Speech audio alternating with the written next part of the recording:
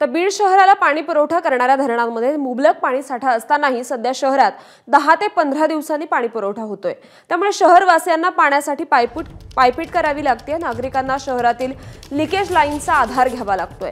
Majalgaon back water आणि बिंदुसरा धरणातून बीड शहराला पाणी पुरवठा होतो, मात्र नगर परिषदेचा ढिसाळ कारभार असल्यामुळे सध्या बीड शहराला पाण्याची झळ बसतेय।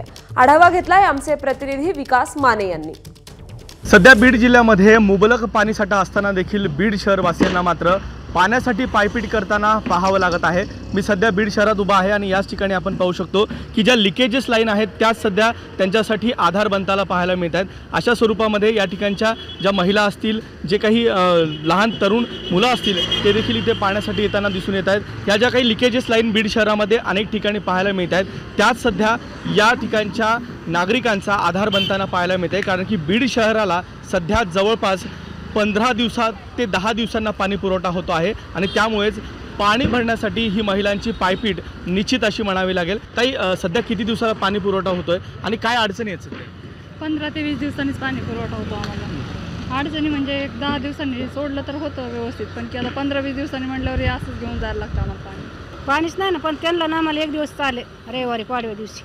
किती दिवसाला पाणी पुरवठा होतो? 15 दिवसाला। मग काही तुम्ही नगरपालिकेकडे मागणी केली नाही का या संबंधित? आता पाठीमागे झाले होते, हे 8 दिवसाला सोडून म्हणून बोलले होते, पण काय अजून नाही आलेलं। सध्या मागच्या गतवर्षामध्येच बीड शहरामध्ये आणि बीड जिल्ह्यामध्ये समाधानकारक असा पाऊस झालेला होता आणि त्याच पाण्याच्या पावसामुळे जे काही बीड शहराला पाणी पुरवठा करणारे धरण आहेत त्यामध्ये मुबलक पाणीसाठा आहे। मात्र केवळ नगर परिषदेच्या हलगर्जीपणामुळे आणि ढिसाळ कारभारामुळे या ठिकाणी जे बीडकर आहेत त्यांना मात्र भर उन्हाळ्यामध्ये अशी पाण्यासाठी पायपीट करावी लागते आहे। विकास माने, एबीपी माझा, बीड। एबीपी माझा, उघडा डोळे बघा नीट।